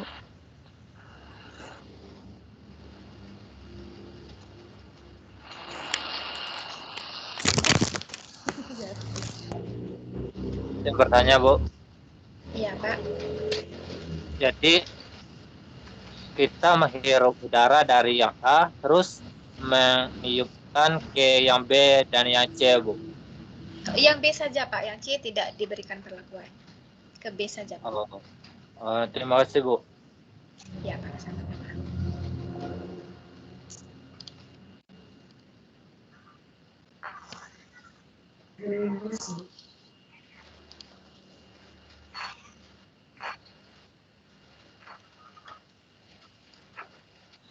2 menit lagi ya Bapak Ibu untuk pengamatan ini. Kita lanjut ke pengamatan terakhir nanti 2 menit kemudian.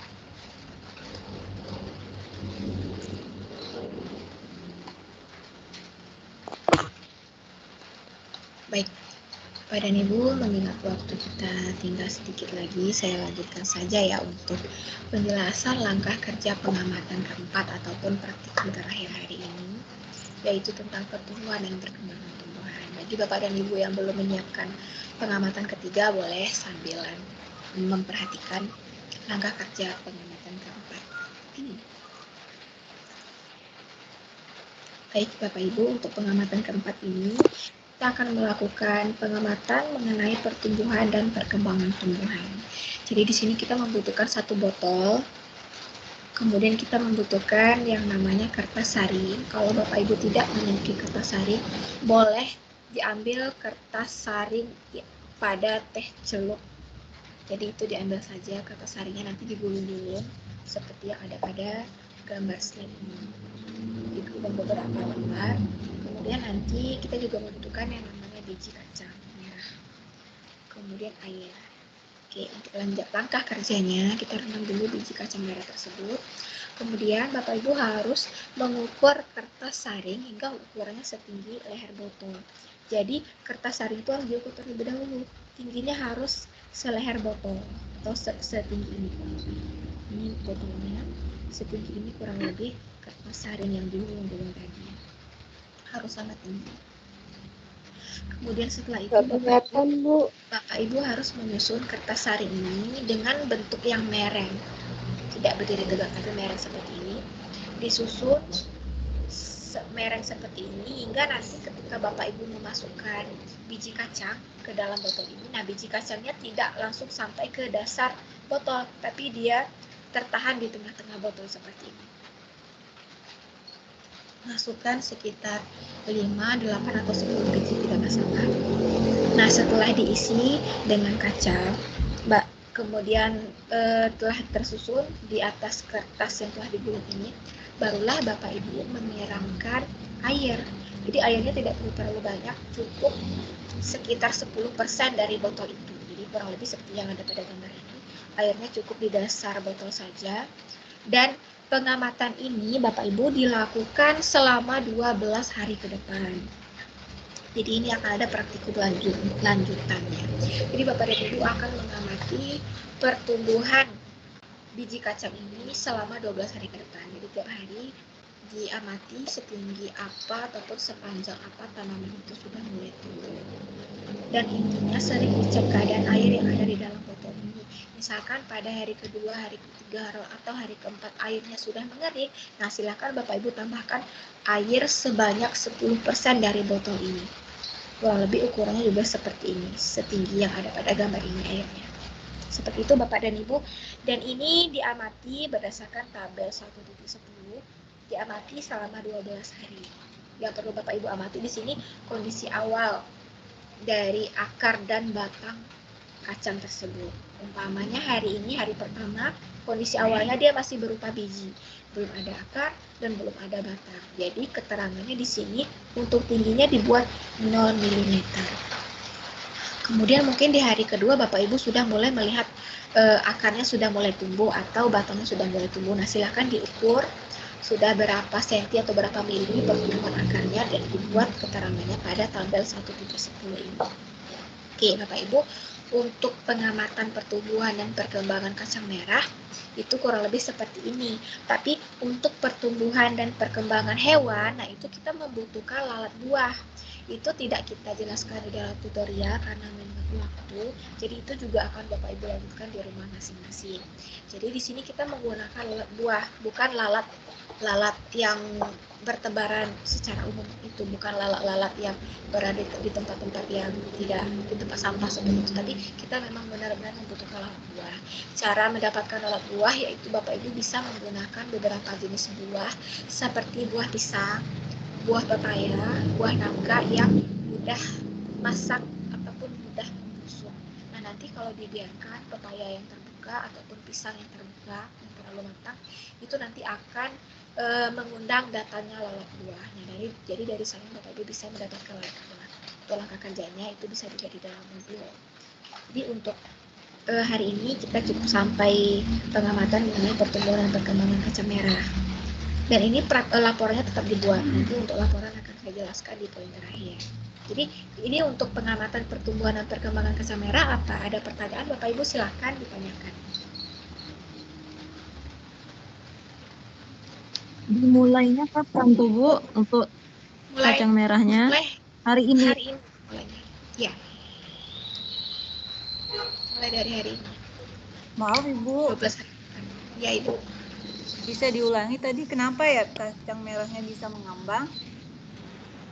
Ya, kacang merahnya bukan mengembang ya Bapak Ibu, tapi tertahan.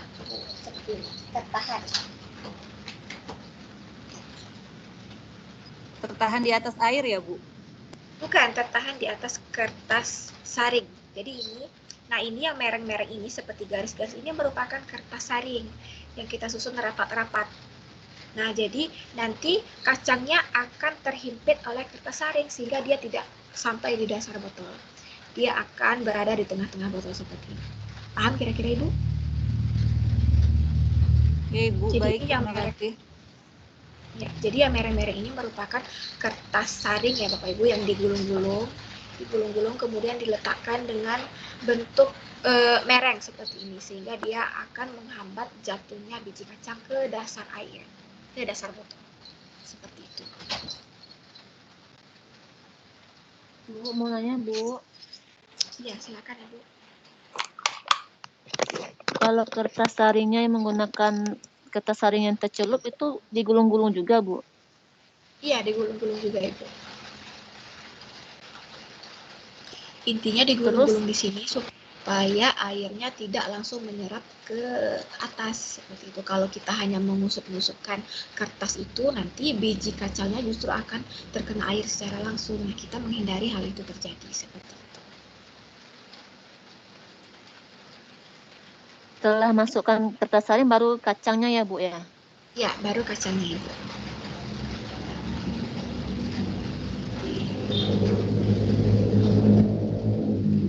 Intinya jangan cara memasukkan Bu. Cara memasukkan kertas saringnya ke dalam botol itu gimana ya Bu?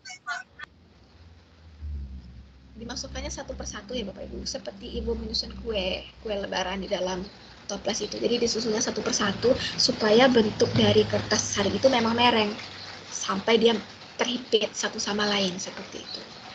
Jadi intinya kita membutuhkan cukup banyak kertas saring di sini supaya lebih rapat isi di dalam botol ini.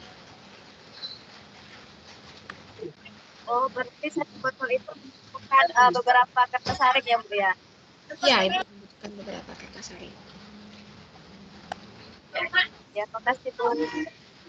Ya, sama-sama Ibu. Apa masih ada pertanyaan lagi Bapak dan Ibu? Kita masih ada waktu 3 menit lagi ya. Ibu. Ya, Ibu. Berarti penelitian kita cuma sampai di itu ya Bu, perkembangan kacang merah ya Ibu? Sampai pertumbuhan perkembangan hewan. Oh, jadi yang lalat buah itu juga ya Bu? Ya, itu juga. Karena itu akan dibuat dalam laporan nanti.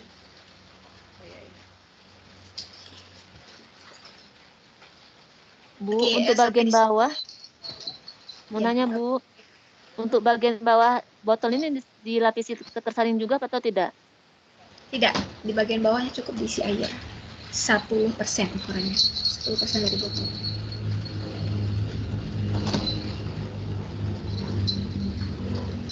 Ibu. Iya, Ibu. Untuk tabelnya di halaman berapa ya Bu? Untuk tabel perkembangan kacang merah dan itu lalat buah Bu? Tabelnya halaman 1.39. Ada Ibu? Ada Bu. Itu untuk kacang merah ya Bu? Ya. Untuk lalat buah halaman 1.41. Ya Ibu, terima kasih. Oke, sama-sama. Oke, Bapak Ibu, saya akan menjelaskan mengenai tugas terlebih dahulu ya. Jadi nanti kalau masih ada pertanyaan bisa kita lanjutkan di chat pribadi ataupun di dalam grup boleh. Mungkin Bapak Ibu ada yang belum paham atau ada yang perlu ditegaskan lagi, boleh nanti kita lanjutkan di dalam grup. Karena mengingat waktu kita sudah hampir habis 1 menit lagi, jadi akan saya jelaskan mengenai mengenai tugas kita pada hari ini. Jadi intinya Bapak Ibu, tugas ini akan kita kumpulkan mulai dari awal pertemuan ketiga. Jadi mulai minggu depan. Itu akan ada waktunya 7 hari saya berikan, 7 hari di minggu ketiga itu untuk mengumpulkan tugas laporan praktikum. Nah, untuk laporan praktikumnya ini dibuat dengan cara tulis tangan di dalam kertas double folio. Kemudian Bapak Ibu formatnya sesuaikan dengan format yang ada di dalam modul. Itu kan seperti pertemuan kemarin sudah saya jelaskan. Di dalam modul ini untuk formatnya itu di sana ada tabel, ada pembahasan, kemudian ada kesimpulan dan ada jawaban pertanyaan yang ada di dalam modul. Itu Bapak Ibu harus jawab dan buat di dalam kertas double folio sebagai laporan dari praktikum yang kita laksanakan. Nah, kemudian oke, di sini sebelumnya apakah slide-nya jalan, Ibu, Bapak? Tidak, Bu. Tidak, Bu. Saya ulangi lagi ya, pembagian slide.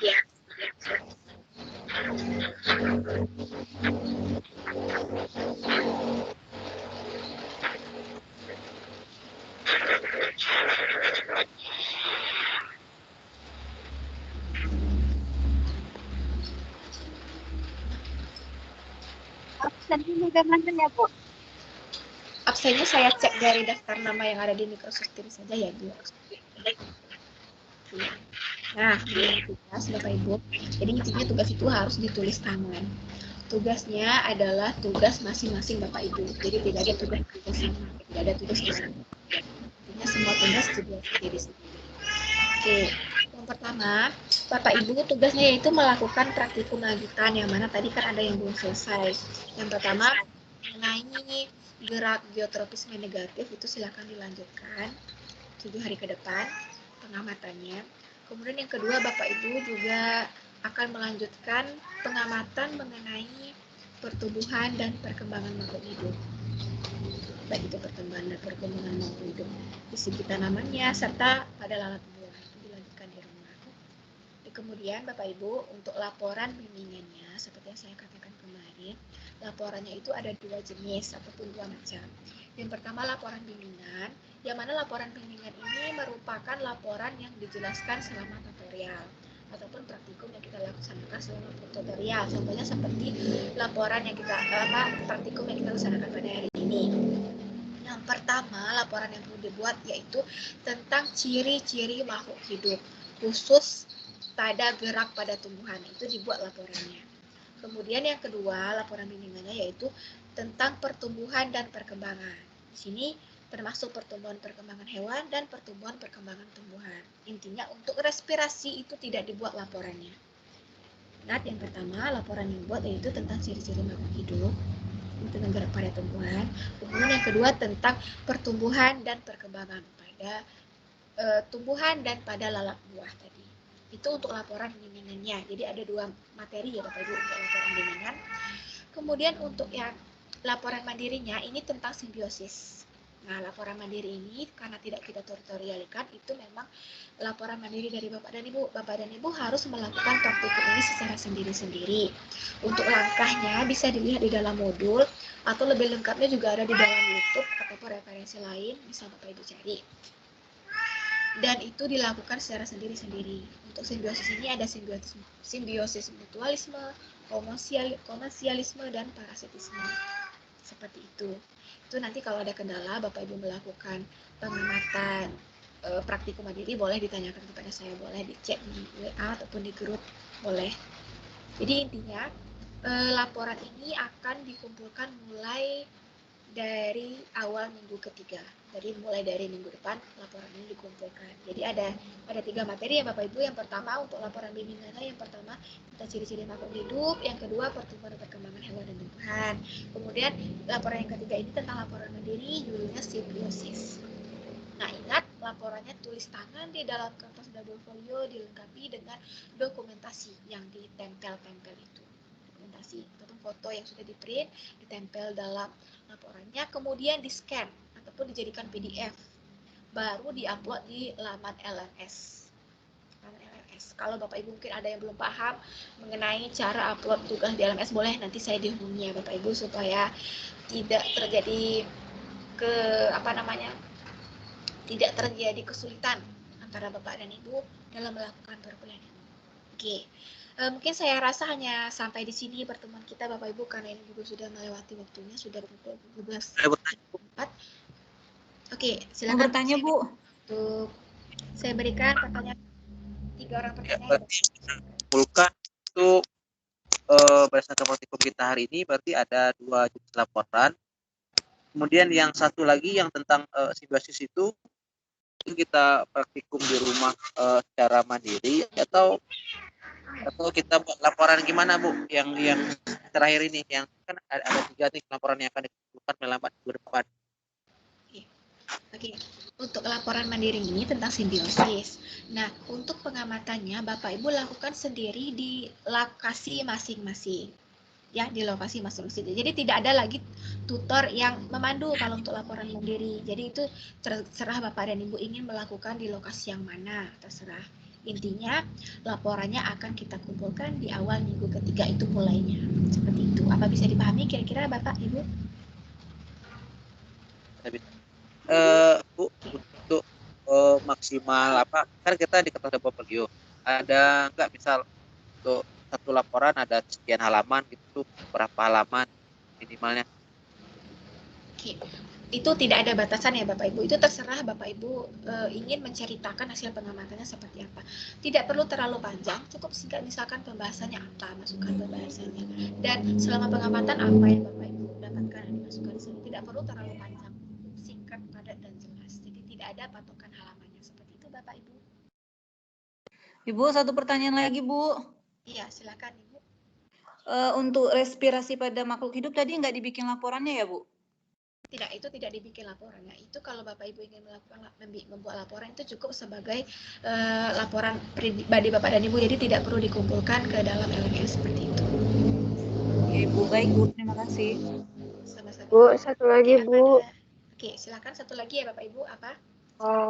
Ini Bu, Pak, pada laporan itu kita perlu membuat alat-alat dan bahan apa enggak? Terus fotonya diletakkan di atau dokumentasinya diletakkan pada bagian setelah laporan, misalnya ciri-ciri makhluk hidup langsung diletakkan di sana, di belakangnya, atau rangkap semua di satu lampiran di belakang sekali. Gimana, Bu?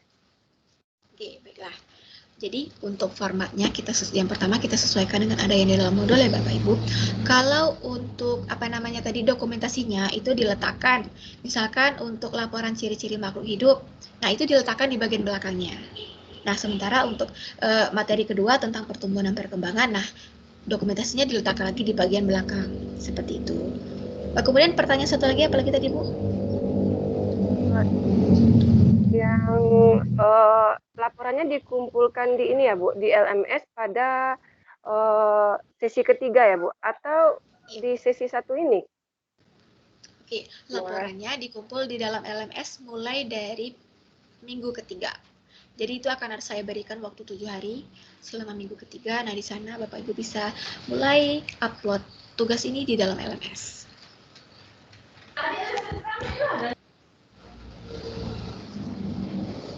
Oke, ada lagi? Apa ada lagi Bapak Ibu? Minggu depan ya, Bu. Sebelum minggu depan ya. Belum tanggal 18 itu Bu ya. Mulai tanggal berapa ya? Minggu depan kita hari Minggu. Nah, mulai hari Minggu itu kita mulai pengumpulan. Boleh hari Minggu, boleh hari Senin, Selasa, Rabu, Kamis, Jumat, dan Sabtu. Nah, itu hari-hari Bapak Ibu boleh melakukan ataupun mengupload tugasnya. Laporan. Mengumpulkan laporan sampai tanggal 18 April gitu ya, berarti ya? Ya, intinya selama minggu ketiga. Ya. Oke, Bapak Ibu, ada yang lupa saya sampaikan ini mengenai alat dan bahan minggu depan. Ini bisa dilihat di dalam modul. Kita membahas mengenai ekosistem ya Bapak Ibu, ekosistem dan pencemaran lingkungan. Jadi untuk alat dan bahannya bisa dilihat di dalam modul halaman 2.4, halaman 2.5, halaman 2.9, dan halaman 2.11. Nah sebelumnya mungkin Bapak dan Ibu kemarin ada yang meminta alat dan bahannya dikurangi. Nah sebelumnya mohon maaf karena itu sudah ketentuan dari mata pelajaran yang harus kita pelajari. Jadi tentu kita harus mengikuti modul yang diberikan kepada kita. Dan bagi Bapak dan Ibu, saya harap Bapak dan Ibu sangat semangat untuk melakukan praktikum ini, walaupun mungkin pada beberapa pertemuan pertama terlihat rumit dan sangat menyibukkan. Namun ini kan demi kita semua juga, di mana kita adalah seorang guru.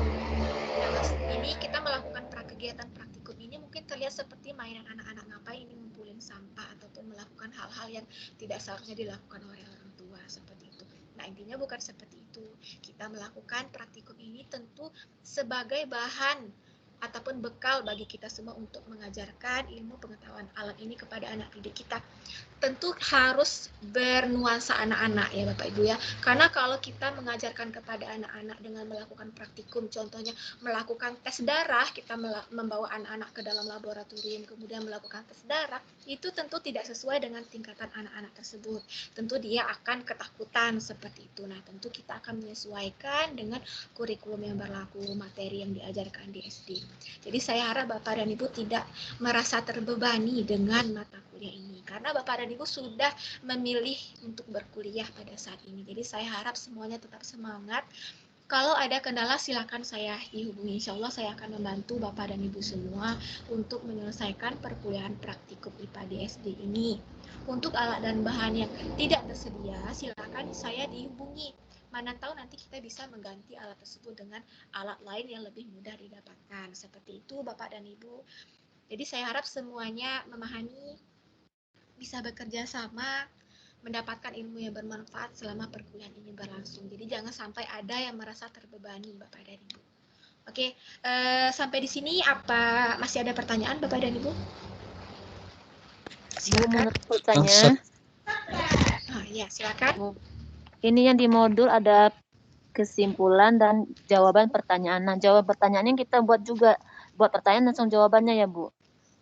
Bukan Ibu, ini kalau untuk pertanyaan itu bisa dilihat di dalam modul, contohnya di halaman 1.2, bukan 1.2 nanti. Nah halaman 1.4 Bapak Ibu bisa dilihat di modul halaman 1.4, itu bagian bawahnya kan ada poin D pertanyaan. Nah jawaban dari pertanyaan itu yang perlu Bapak Ibu masukkan dalam laporan nanti. seperti itu. Itu setiap materi ada pertanyaan yang perlu dijawab. Oke, bisa dipahami Bapak Ibu untuk yang itu? Bisa, Bu. Oke, apa masih ada pertanyaan lagi? Silakan. Satu lagi, Bu, boleh, Bu? Boleh, silakan. Untuk laporan mandiri tadi kan ada simbiosis, kan ada 3 simbiosis.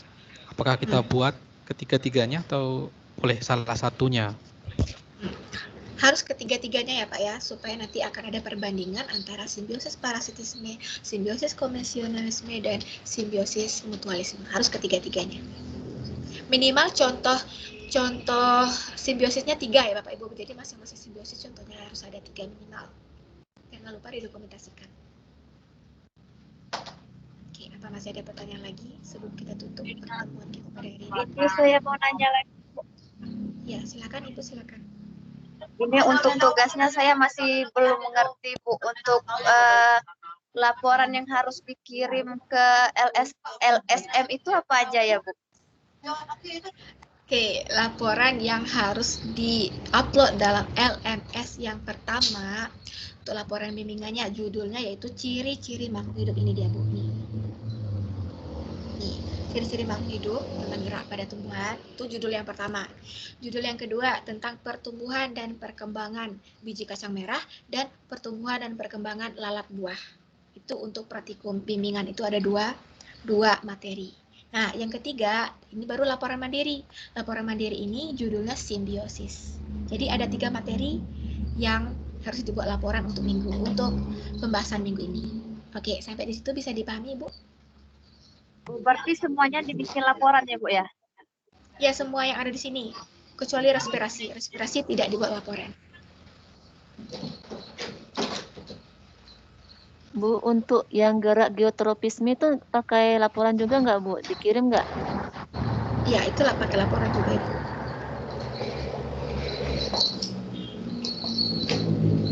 Semuanya kecuali respirasi.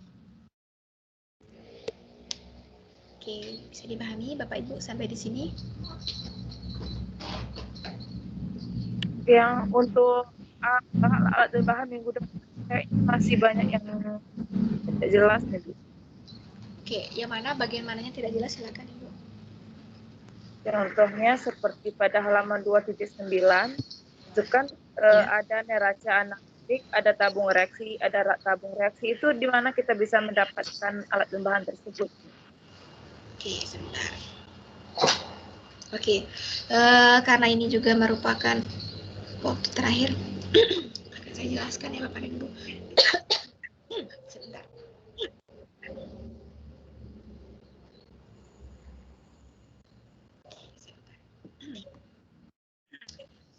Halaman berapa tadi Ibu? Halaman berapa tadi Ibu? 2.9. Jadi pada halaman 2.9 di dalam modul bisa dilihat alat dan bahan yang dibutuhkan di sana. Neraca analitik ini bisa diganti dengan timbangan cabai, timbangan bawang boleh digunakan itu. Boleh juga menggunakan timbangan berat badan boleh. Itu yang pertama. Kemudian tabung reaksi itu sebentar saya ambilkan contohnya ya Bapak dan Ibu.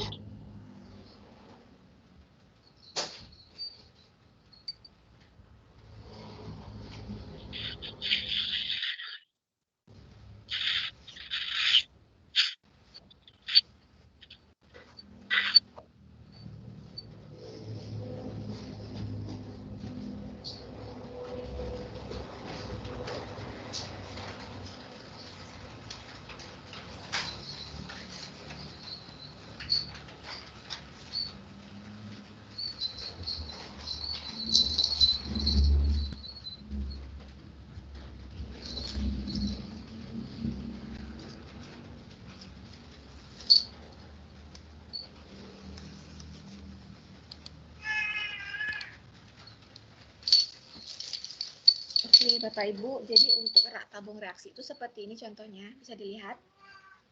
Ini kalau Bapak dan Ibu tidak memilikinya, boleh diganti dengan wadah lain. Misalkan Bapak Ibu mengikat tabung reaksi, jadi tabung reaksi itu seperti ini Bapak Ibu nih. Seperti ini.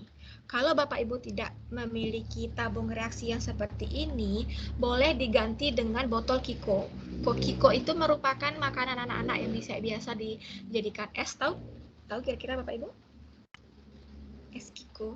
Tahu, Bu. Tahu. Nah, kalau tidak memiliki tabung reaksi, boleh diganti dengan tempat es Kiko itu. Jadi itu kurang lebih bentuknya sama ya dengan tabung reaksi. Nah, tujuan kita menggunakan rak tabung reaksi supaya tabung ini bisa berdiri seperti ini.